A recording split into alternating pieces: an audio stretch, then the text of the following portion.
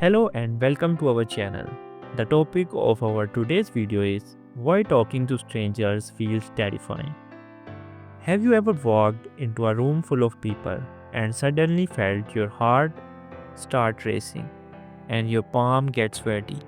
Your mind goes blank. You rehearse what you want to say over and over in your head. But when it is finally time to speak to a stranger, you freeze. You smile awkwardly, you avoid eye contact, or you convince yourself it is better not to say anything. If that sounds familiar, you are not broken, you are not weak, and you are not definitely alone. Today, we are going to talk about why talking to strangers feels so terrifying, what's really happening inside your brain, and why this fear makes much more sense than you think. Number one, your brain is wired to detect threats. Let's start with something important. Your brain's number one job is survival, not confidence. Thousands of years ago, strangers were not just people you could chat with. They could be enemies, they could bring danger, they could bring harm to your tribe. So your brain evolved to ask one simple question whenever you meet someone new. Is this person safe? When the answer is unknown, your brain activates the amygdala, the fear center of your brain. This triggers the fight, flight, or fear response. Your heart beats faster, your breathing becomes shallow, your muscles tense up. Even though you are not actually in danger, your brain treats social uncertainty like a threat.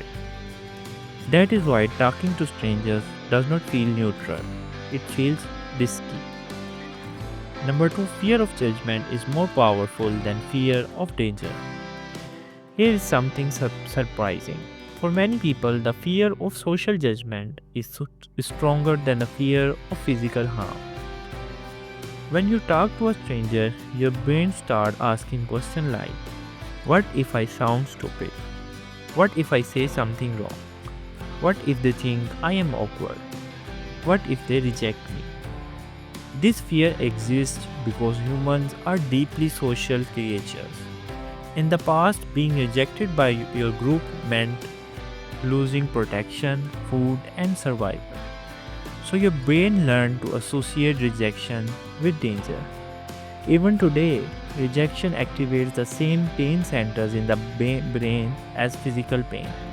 That is why one awkward conversation can replay in your head for hours, while physical pain fades much faster. Number three, you are overestimating how strangers notice you. Here is a cognitive bias most people don't realize they have. It is called the spotlight effect. You feel like everyone is watching you, judging your words, analyzing your tone, noticing every pause, mistake, or nervous movement. But in reality, most people are far more focused on themselves. They are worried about how they sound, how they look, what they should say next. Strangers are not dissecting your personality the way your mind tells you they are. Your brain just thinks they are. And that false belief turns normal conversations into terrifying experiences. Number four, silence feels like failure to your brain. Have you noticed how uncomfortable silence feels when you're talking to strangers? A few seconds of silence can feel like minutes. That is because your brain interprets silence as rejection, disinterest, social failure. But silence is not failure, it is normal. In conversation with close friends, silence feels safe. With strangers, it feels threatening because you don't yet feel accepted. So your brain panics and pressures you to perform. And the more pressure you feel, the harder it becomes to speak naturally. Number five, past experiences shape present fear. If you have ever been laughed at, been ignored, been criticized for speaking, felt embarrassed in social situations, your brain remembers. Even if it happened years ago, your nervous system learns patterns. It connects talking to strangers with emotional pain. So now every new interaction feels like a potential repeat of that pain, even if the person in front of you has done nothing wrong. This is why some people feel fear even when they logically know there is no danger. Fear is not logical, it is learned. Number 6. Social anxiety amplifies everything. For the people with social anxiety, talking to strangers is not just uncomfortable, it is overwhelming. Social anxiety causes hyper awareness of your body, constant self monitoring, fear of being evaluated, harsh self criticism. Your thoughts become your worst enemy. A simple conversation turns into overthinking before, panic during, and rumination after. And the more you avoid talking to strangers, the more your brain believes avoidance is the safest option.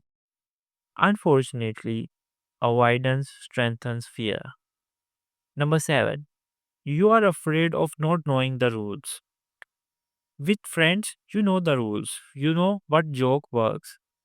You know what topics are safe. With strangers, everything feels uncertain. You don't know how formal to be. What topics are okay. How they will respond. Uncertainty creates anxiety. Your brain hates not knowing what comes next. So it fills the gap with worst case scenarios.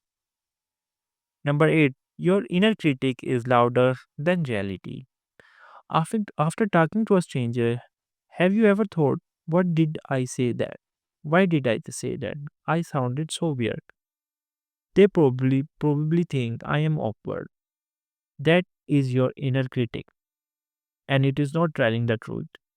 Your inner critic magnifies small mistakes and ignores everything that went fine. It convinces you that one moment defines your entire personality. In reality, strangers forget conversations quickly, but your mind does not. Number 9, talking to strangers feel like vulnerability. When you speak to someone new, you are revealing a piece of yourself, your voice, your thoughts, your personality. That is vulnerability. And vulnerability always feels risky, especially when you are not sure how it will be received. But vulnerability is also how connection begins. Number 10, the fear is not a flaw, it's a signal. Here is the most important thing to remember. Fear does not mean you are incapable. It means you care. It means you want to connect. It means you want to be understood. And that fear, it does not disappear overnight, but it can soften with understanding, with patience, and with small steps. Talking to strangers feels terrifying not because you are weak, but because your brain is trying to protect you. Once you understand that, you can stop fighting yourself. You don't need to be perfect. You don't need to be impress anyone. You just need to be present. And sometimes a simple hello is already a victory.